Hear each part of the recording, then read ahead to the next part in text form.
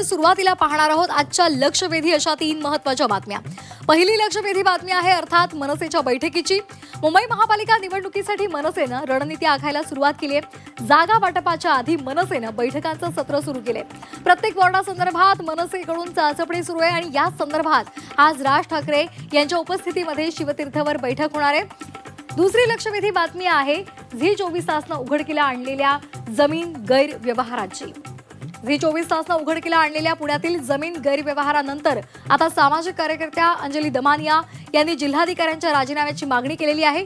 तसंच या संदर्भातल्या टू द पॉइंट या मुलाखतीच्या कार्यक्रमात सुद्धा त्यांनी अनेक गौप्यस्फोट केलेले आहेत। तर दुसरीकडे याच प्रकरणात चौकशीला वेग आलाय। आजपासून वारसांची चौकशी केली जाणार आहे, त्यामुळे त्या संदर्भातले अधिकचे अपडेट सुद्धा आपण या बातमीपत्रामध्ये जाणून घेणार आहोत। तर तिसरी लक्षवेधी बातमी आहे कडाक्याच्या थंडीची। राज्यामध्ये थंडीचा कडाका वाढलेला आहे।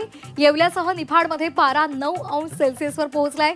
पुढील 3 दिवसात राज्यात थंडीची लाट येणार असल्याचा अंदाज हवामान खात्यानं वर्तवलेला आहे, त्यामुळे त्या संदर्भातली अधिकची माहिती सुद्धा आपण या बातमीपत्रामध्ये जाणून घेणार आहोत।